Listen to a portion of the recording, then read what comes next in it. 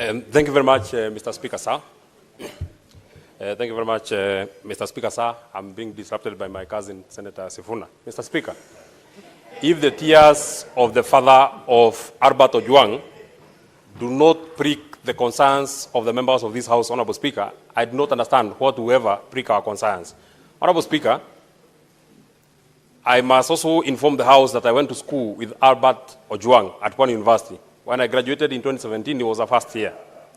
Mr. Speaker, how fragile are the egos of the people who have been tasked with the security apparatus of this republic, that a person of the stature of the Deputy Inspector General, who has a training, and I've seen that he has a master's in counter-terrorism, a man who is trained to deal with terrorists, cannot deal with just a Facebook post, Honorable Speaker, that he had to send for this young man on a weekend. Mr. Speaker, there is no record that Albert Ojwang was summoned to appear in any police station and he said no. He was being arrested on a weekend. His parents were there, actually, Mr. Speaker. Their father was coming to Nairobi with the title to come and secure the bond or the bail of his son, only to be given the body of his son in a body bag, Honorable Speaker. I am wondering, Honorable Speaker, even as we speak about the people who we are speaking about, Mr. Speaker, did you actually see that the complainant in this particular case, DIG RUTO Lagat, was standing behind the Inspector General of Police when they are saying that they are starting the investigation, Honorable Speaker? How would a person whom, in my opinion, is the lead suspect in the murder of Ojwang be standing right behind the people who are expected to investigate, Honorable Speaker? Mr. Speaker, number two, I also would wonder how cold and how heartless is the heart of the president, that to this minute, he has not even issued a condolences. Everything is running on in the country like nothing has happened, Honorable Speaker. We have not even seen the condolence message of the Minister of Interior. If the president wants the young people to actually believe that he loves them, as he has been saying, Honorable Speaker, he must crack the whip on this person, RUTO Lagat. And I would ask, Mr. Speaker, who is this person that is protecting RUTO Lagat? How powerful is RUTO Lagat that he has or can commit a crime of this magnitude, Honorable Speaker, and continue serving as the Deputy Inspector General of Police, Honorable Speaker? Even as we require them to come to the House, him should have done this country a favor by resigning. In a democracy that is working, Honorable Speaker, RUTO Lagat cannot and should not be serving as the Deputy Inspector General of Police, Honorable Speaker. Finally, the life of Ojwang is as important as the life of Ongondowere, Honorable Speaker.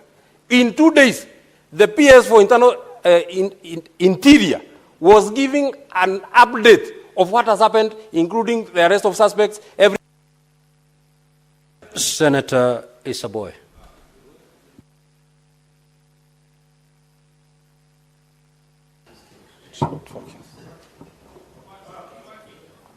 Asante sana Mheshimiwa Spika kunipa fursa hii na mimi pia niweze kuchangia. Mheshimiwa Spika, kwanza natoa risala za rambirambi kwa familia ya Albert kwa niaba yangu na watu wa Kwale County kwa kifo chake, kijana mdogo sana mwenye umri ambao takriban miaka 25 na kuendea. Ni jambo la kusikitisha sana kwa sababu huyu kijana ambaye alikuwa akisomea huko Pwani University akamaliza.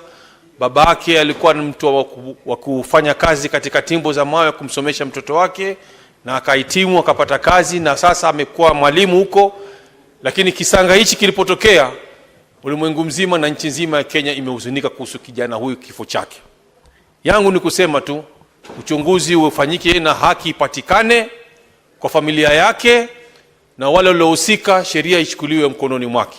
Asante sana Mheshimiwa Spika. Senator Veronica. Honorable Speaker, thank you for giving me this opportunity. And I want to also thank Senator Eddie for bringing this very important statement before the floor of this House. Honorable Speaker, I want to believe this is a dream. I have never imagined in my whole life, even as a trained advocate, that an accused person, accused of a misdemeanor, not a felony, not a category of an offense, which is so serious, and there would not be even a justification for any suspect charged with a serious offense to be killed within the precincts of a police station. I want to believe it's a dream that Albert was actually picked by persons who identified themselves as police officers, picked from his home, handed over to the hands of police officers by his parents, and the parents knew they are following him behind to help him and assist him secure a bond so that he can stand trial. And he's taken to a police station, Honorable Speaker, and after a few hours, Albert dies from head injuries, neck compression, multiple soft tissue trauma, and pathologist has ruled out self-inflicted injuries. I think it is very sad, and I must admit it must not happen to anybody within the Republic of Kenya. Honorable Speaker, the other day, Boniface Mwangi, the activist who went to Tanzania, together with his friends, people sometimes whom we don't even support, were tortured in Tanzania. And Kenyans were up in arms because of how the police in Tanzania behaved.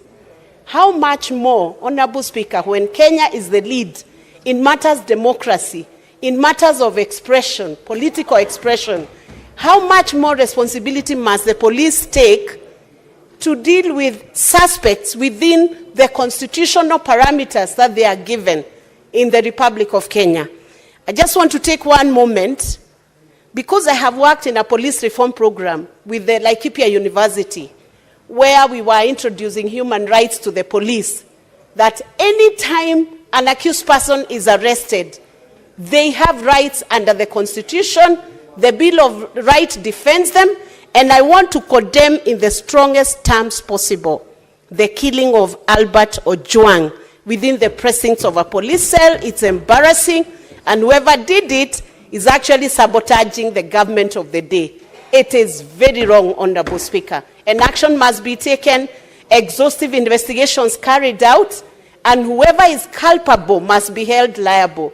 Let IPOA now do its work, and we are looking out, Honorable Speaker, to see that IPOA for once can hold police officers, Honorable Speaker, responsible for in Senator Beatrice Akinyi. Honorable Speaker, a country that kills its young people is a country that kills its future. Honorable Speaker, just the last 1 week, I was here as a proud leader from Homa Bay County. And Honorable Speaker, I shared with this House our happiness from the celebration of Madaraka in Homa Bay County. But this morning, Honorable Speaker, I asked myself, was this the celebration we had in Homa Bay County on the 1st of June, Honorable Speaker? Is this the aftermath of what we've gotten from that celebration?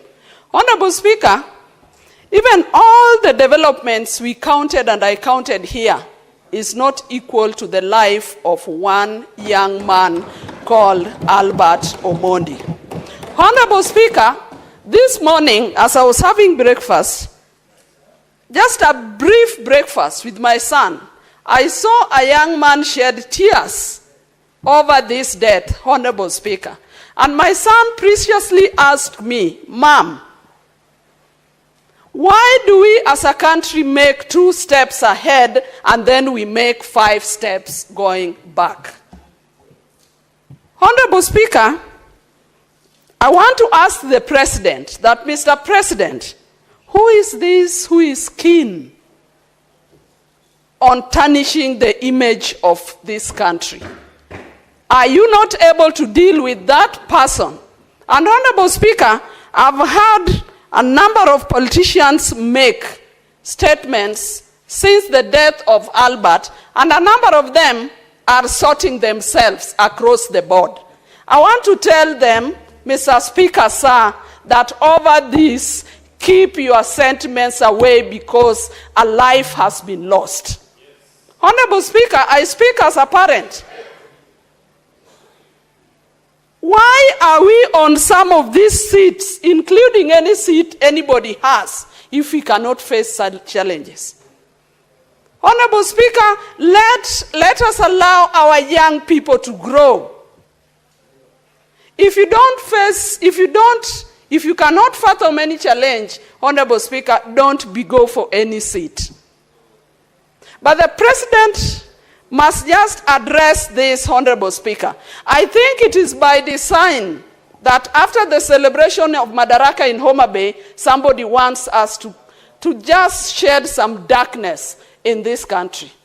Honorable Speaker, let us move forward. We have been told of a young man who could have committed suicide. This is the only country where we saw a... Senator Karungo Tsangwa. Thank you very much, Mr. Speaker. I'm equally sad, Mr. Speaker, as we discuss this issue of a lost soul. But one, Pastor Martin Niemoller from Germany said, Mr. Speaker, first they came for the socialist. I did not say anything because I was not a socialist. Then they came for the trade unionist. I did not say anything because I was not a trade unionist. Then they came for the Jews. I did not say anything because I was not a Jew. Then they came for me, and there was no one to speak for me. Mr. Speaker, as a country and as the Senate, we are all affected. We are all affected, not just as a nation. We are affected as people who have been entrusted to take care of the people, Mr. Speaker. Even the government pathologist who has been going through or conducting postmortems on such cases has even been affected, Mr. Speaker, saying a relative brought on a table for him to check what killed him, Mr. Speaker. I think as a country and as this Senate, we must give an ultimatum, Mr. Speaker, that by 25th June, Mr. Speaker, if this Senate has not done anything, if this Lagat, DIG, has not resigned, Kenyans should come out on 25th as a Memorial Day to come in large numbers, Mr. Speaker, and deal with whoever, Mr. Speaker, is not doing what it's supposed to do. Because, Mr. Speaker, the police who have been mandated to take care of Kenyans, they are quick to act on some useless issues, Mr. Speaker. Today, as we speak, there is a police officer by the name Samido. Samido, who is a musician, who was granted a leave to go to America. He was supposed to return yesterday, but today there is a warrant of arrest on him for abduction of duty. If the police can issue a warrant of arrest for somebody because of missing work, yet we have a police officer whose name has been dragged on every murder, and Mr. Speaker, they're not doing anything. I think as a country, I think as a Senate, we need to do something, Mr. Speaker. The same police told us a member of parliament has kidnapped himself. The same police told us he kidnapped himself and he slept in a certain hotel. The same police, but we did nothing, Mr. Speaker, because he does not come from our region. Today, the same police are saying the guy, the Albert Ojwang, hit his head on the wall, Mr. Speaker. The same police. At least we can say we are here now discussing issues because we have been all affected by the death of Albert Ojwang, Mr. Speaker. Senator Kavindu.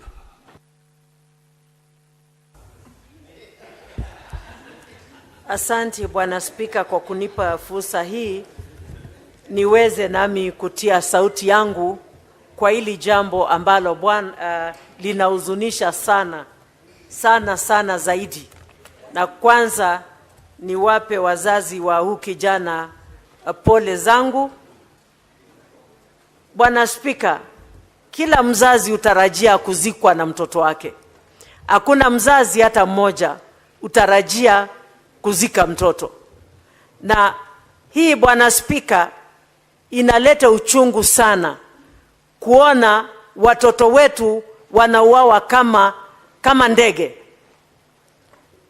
Mwaka moja ikifika tarehe 25 mwezi huu, tutakuwa tumefikisha mwaka tukikumbuka jenzi wetu walipouawa. Bwana Spika, nilikuwa kwa hili bunge na nilitoka pale nje tukatembea tukaenda kule Bunge Towers. Bwana Spika, experience ya 3 hours Bunge Towers ilikuwa kama mwaka mzima.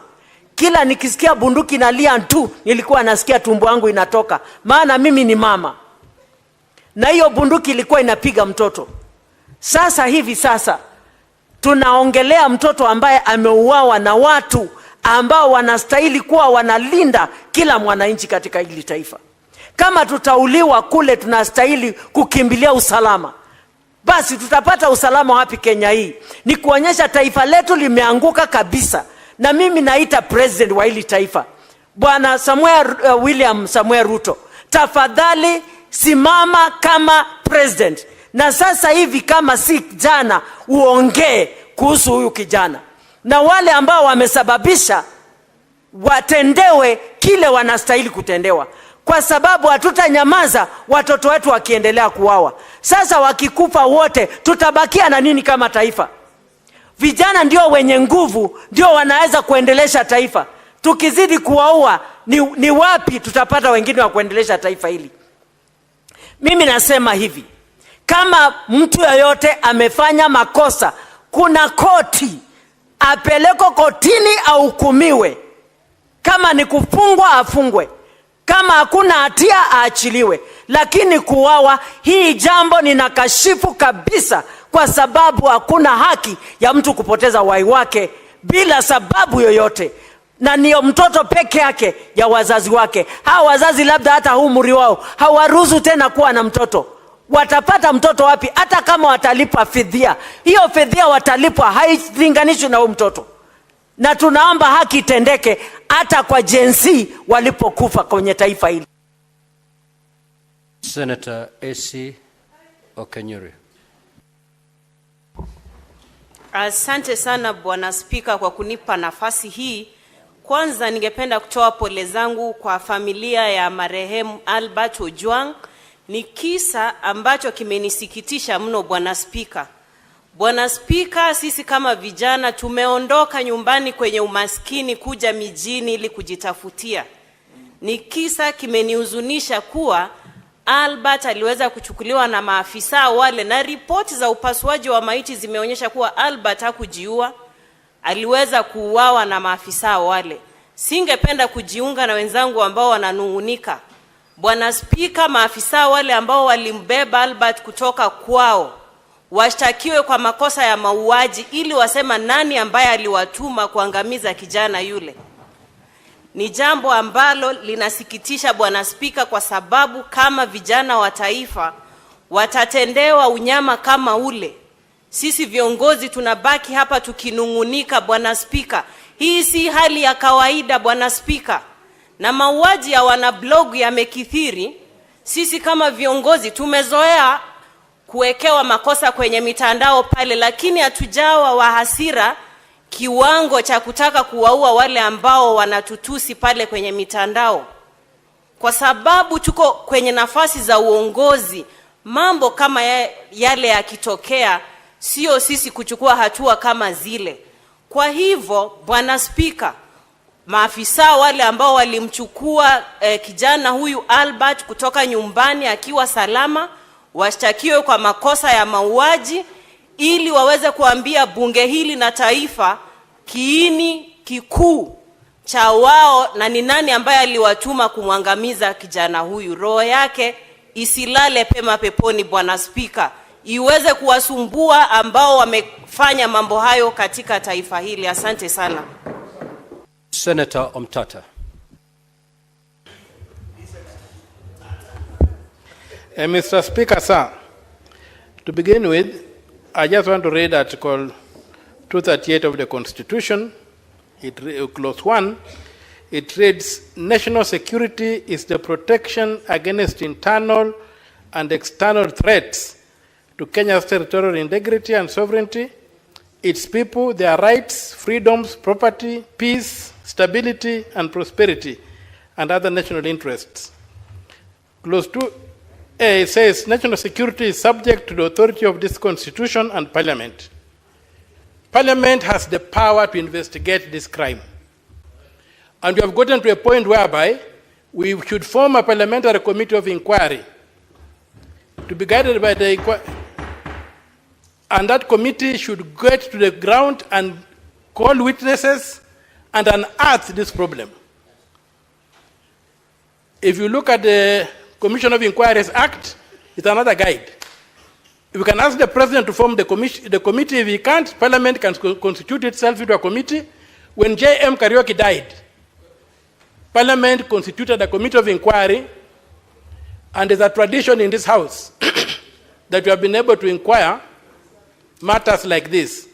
So given the weight of this matter, my submission is that Parliament should investigate this matter. The police have nothing to investigate. Yes, please. Senator Omtata, would you wish to be informed by the Senator for Migori? Yes. You may proceed, Senator Eddy. Mr. Speaker, my brother, Senator Omtata, has called for the formation of I'm very emotional, Mr. Speaker, you'll forgive me. He has called for a commission of inquiry on the death of a young man when it is a matter of public understanding that there is somebody who has been alleged to have reported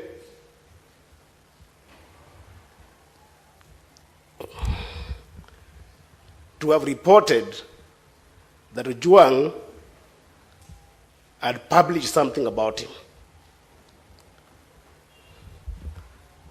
How does the justice system work, Mr. Speaker?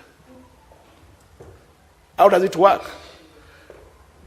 Senator, Can it be... Senator Eddy, what is this information that you'd wish to share to aid Senator Omtata's contribution? What I want to share with Senator Omtata is there is a serious person who works in the police rank who had an issue with this young man, and there's nothing to inquire about him.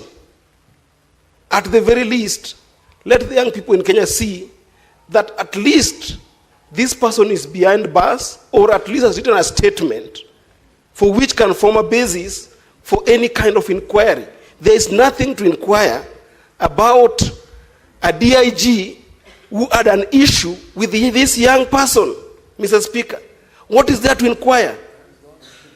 Senator, and is the one who sent for him, Mr. Speaker. What is there to inquire? Senator Eddy, I've given you some latitude because we wanted to know, to understand the information you wanted to volunteer.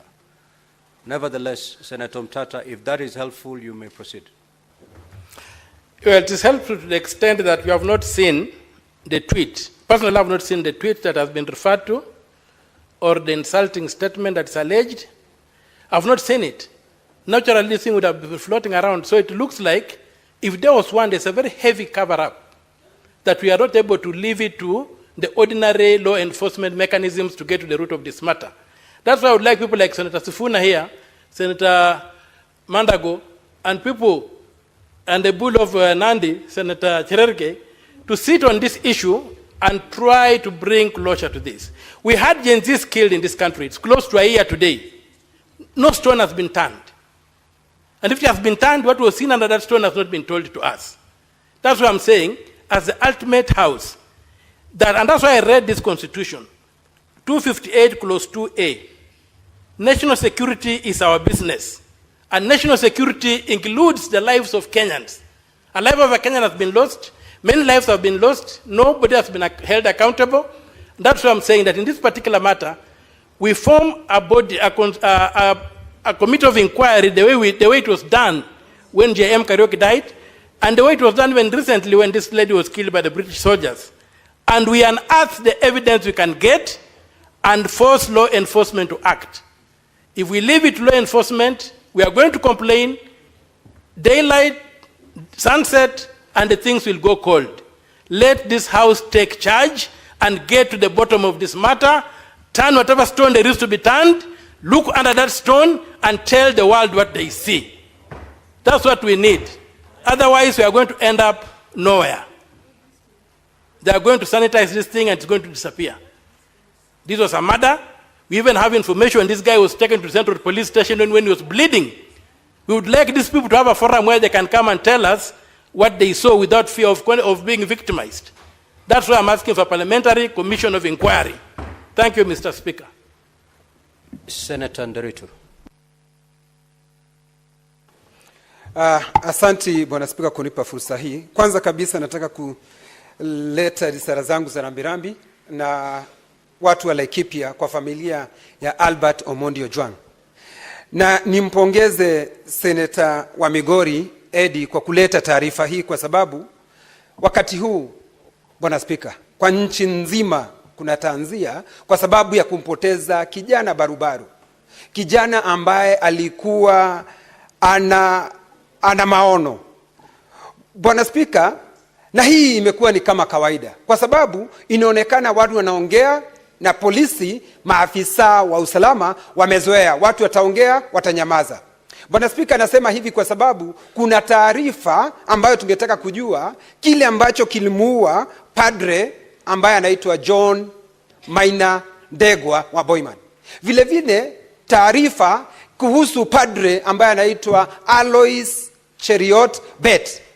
Lakini Bwana Spika, ikiwa taarifa kama hizo wezi kazipata, wanajua ya kwamba hata huyu kijana ambaye tayari tunaambiwa ya kwamba na maafisa ambao wanatuambiwa kwamba watafanya uchunguzi. Uchunguzi wao wa kwanza walisema ati katika seli Ojwang alijigongesha kwa ukuta. Bwana Spika, huyu Ojwang hakuna mahali kunasemekana alikuwa na ugonjwa wa kifafa ati alianguka. Ni wazi julikane alipokuwa akichukuliwa Homa Bay, maafisa wa usalama walihakikishia wazazi wake ya kwamba ako sawasawa na atapatikana akiwa vile vile. Bwana Spika, alitoka huko akiwa buheri wa afya, lakini ukiangalia ripoti ya upasuaji wa mwili wake inaonyeshana ya kwamba alinyongwa, na vile vile inaonekana ya kwamba alipigwa kichapo cha mbwa kuingia msikitini. Bwana Spika, hii ni aibu kwa maafisa wa usalama kwa sababu wao ndio wamepewa jukumu kulinda mali na maisha ya wananchi. Bwana Spika, sasa inafika kiwango ya kwamba wananchi wanashindwa, wakimbilie majambazi? Hapana. Wakimbilie polisi? Hapana. Kwa sababu Bwana Spika, Inspector General wa polisi anapaswa kuitwa hapa aelezee kinaga ubaga. Naye naibu wa Inspector General wa polisi ambaye anatuhumiwa ya kwamba haya mambo yametendeka kwake, Bwana Spika, anapaswa kuwa amejiuzulu. Na si hiyo peke yake Bwana Spika, samaki anaanza kuoza kutoka kwa kichwa. Waziri wa usalama Kipchumba Murkomen anapaswa akija hapa kesho atuelezee vizuri, na akishindwa kueleza Bwana Spika ajiuzulu, kwa sababu yeye ndio tunategemea, yeye ndio tumepatia lile jukumu akiwa kama waziri. Nataka kuwashukuru vijana wa hapa Eddie, na shukuru majority leader ama kiongozi wa Senator Asige. Thank you, Speaker. In June of 2024, the streets were the crime scene during the Gen Z protests. Now young people are being executed in a new place. It seems that police stations have become the new crime scene. And I, as I proceed, want to call for the IG and his deputy, who have had far too many extrajudicial killings under their belt in just 1 year, fired with immediate effect. Mr. Speaker, because there are too many rights that have been violated through the death and the killing of Albert, 26, 28, and 29, and other articles of the Constitution. Why was Albert Ojwang arrested without a warrant or a clear explanation of the charges contrary to Article 49? Why was he transferred over 350 kilometers from Homa Bay to Nairobi instead of being processed locally? On what basis was he even detained in Nairobi? Why was his safety not guaranteed while in police custody as mandated by Section 59 of the National Police Service Act? And if the allegations of corruption that he made were worth killing him, then why isn't this precisely what we're investigating? Because only a hit dog hollers. DCI should not be seen anywhere near this investigation, Speaker. A judgment by Justice Mugambi on the 9th of May 2025 clarified that only IPOA has the mandate to investigate deaths and injuries caused by police officers who are on duty or occur in custody. Not DCI, not any other department of the police.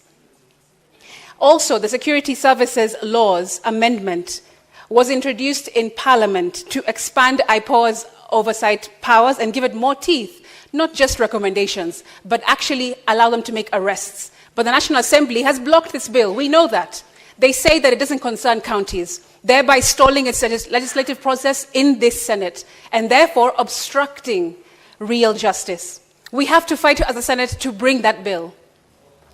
Dead people don't tell tales, Speaker, but the collective voice of Kenyans demands that this tale be told and justice be served.